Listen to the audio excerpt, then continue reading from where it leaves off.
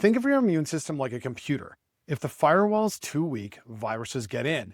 But if the antivirus program is too aggressive, it starts deleting your own files, attacking things it's supposed to protect. Dirt is data for your immune system.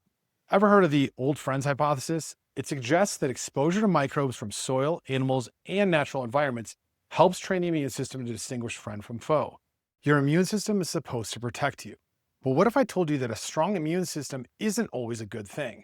Some people get sick constantly. Others are fighting their own body with allergies, inflammation, or autoimmune flares. Different symptoms, same root problem. Think of your immune system like a computer. If the firewall is too weak, viruses get in. But if the antivirus program is too aggressive, it starts deleting your own files, attacking things it's supposed to protect. Today we're breaking down how your immune system works, why more immunity isn't always better, and most importantly, how to build a strong and balanced system that protects you without turning on you. Let's get into it. So let's start with the architecture. Your immune system isn't one thing. It's a multi-layered security system with two main branches, innate immunity and adaptive immunity. Here's the analogy. Innate immunity is your default firewall settings. It's the first line of defense.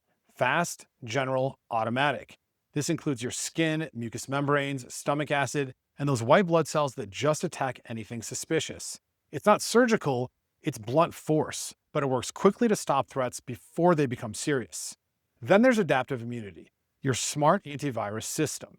This branch is slower to react at first, but it learns, it creates memory, it builds antibodies, it adapts. So the more pathogens your body's exposed to, safely, the smarter this system becomes. That's why people who grew up around animals often have fewer allergies.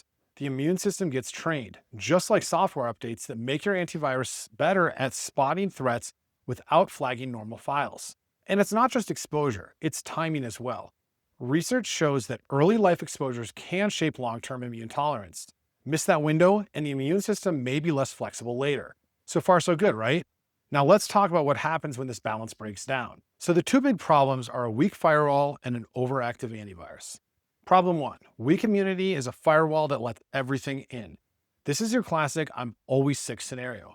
Frequent cold or flus, long recovery times, constant fatigue or brain fog, and getting knocked up by minor illnesses that other people bounce back from. In this case, your innate system is underpowered, and your adaptive system never gets enough clean data to build strong memory.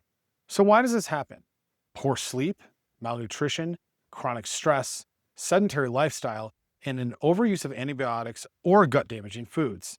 It's like leaving your digital firewall off, clicking random links and wondering why your laptop keeps getting viruses. And sometimes it's subtle. You're not laid out in bed, but you are dragging, getting just a little sick all the time, low energy and low resilience. Now let's flip the script. Problem two is an overactive immunity, basically an antivirus that deletes the wrong files. This is the other side of the spectrum, and it's way more common than people realize. This is the person who has asthma, eczema, or allergies, struggles with gut inflammation, joint pain, or autoimmune issues, reacts strongly to minor things, foods, pollens, and stress. In this case, your immune system is misidentifying friendly signals as threats. It's inflamed, trigger happy. And here's the kicker. Many people bounce between the two, chronically run down for a weak defense, but still stuck in low-grade inflammation because their immune system is confused. So, your symptoms can be contradictory. You're tired and inflamed, susceptible and reactive. This is where regulation becomes more important than boosting. You don't want your immune system in overdrive. You want it intelligent, responsive, and calm, balanced. So how do we strengthen and balance your immune system naturally? Here's how we do it. Naturally, sustainable, and backed by research. Step one, sleep is your firewall reset. Sleep isn't passive. It's the control center for your immune updates. During deep sleep, your body produces cytokines, messenger proteins that regulate immune response. It also boosts T-cell activity and builds immune memory, literally preparing you to fight future infections. So you want at least 8 hours of sleep per night, no screens 1 hour before bed, and prioritize dark, cool, consistent sleep. Even one bad night of sleep reduces natural killer cell activity, the cell that attacks viruses, by up to 70%. And let's be honest, we don't value sleep the way we should. If sleep were a drug, it would be the most powerful immune enhancer on the market. Step two, eat to fuel defense, not inflame it. What you eat directly affects your immune intelligence. Zinc, selenium, vitamins A, D, and C, omega-3 fatty acids, they're anti-inflammatory gold. fermented foods, kimchi, sauerkraut, and yogurt, and polyphenols from berries, green tea, and dark chocolate. And just as important, what to avoid: ultra-processed foods, excess sugar, and industrial seed oils. These drive low-grade inflammation and confuse your immune radar, making your body more reactive to benign stimuli. A high-sugar meal can suppress immune function for up to 5 hours. So that mid-afternoon cookie, it's not just a snack, it's a signal. Step 3, manage stress to prevent autoimmune reactions.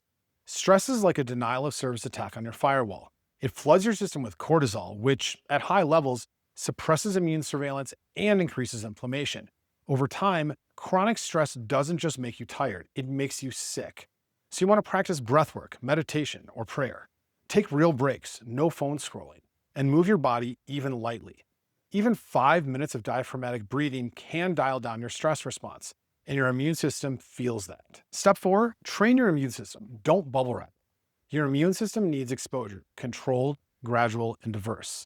So cold exposure, it boosts noradrenaline and immune resilience. Exercise enhances circulation and immune surveillance. And gut health is everything. Over 70% of your immune cells live in your gut wall. So eat fiber, take probiotics, and eat fermented foods. And don't sterilize your life. Dirt is data for your immune system. Ever heard of the old friends hypothesis? It suggests that exposure to microbes from soil, animals, and natural environments helps train the immune system to distinguish friend from foe. Modern life has disrupted that, but we can bring it back. So what are the common mistakes that sabotage your immune system? Let's hit the red flags, the habits that sabotage everything we just talked about. Mistake 1, trying to boost immunity with supplements while ignoring lifestyle. Pills don't override sleep debt, junk food, or stress. Supplements are tools, not foundations. Mistake number 2, over-sanitizing everything. Look, we all want to stay clean, but sterilizing every surface 24/7 weakens your immune system's training. Some exposure is how it learns. And mistake 3, ignoring gut health. Your gut microbiome is the control tower for immune signaling. If you're eating ultra-processed foods, killing gut diversity with antibiotics, and skipping fiber, you're training your immune system to misfire. If your gut's inflamed, your immunity will be too. And remember, gut repair takes time. A single salad doesn't fix a year of damage, but every good choice nudges the needle. Now let's bring it all home. Your immune system is not something you want to just turn up. That's like installing antivirus software that blocks every file, even the good ones. What you want is a system that's sharp, selective, and well-regulated. Strong enough to block viruses, smart enough not to overreact to pollen or peanuts, and calm enough to recognize your own tissues as safe. And that takes lifestyle, not shortcuts. Sleep, nutrient-dense foods, stress regulation, movement, and microbial exposure. It's not about being invincible. It's about being adaptable, resilient. Do those things consistently, and your immune system becomes the high-functioning firewall it was meant to be. Not too hot, not too cold, just right. And as always, I hope you appreciated this content, and I look forward to seeing you in the next one. Thank you.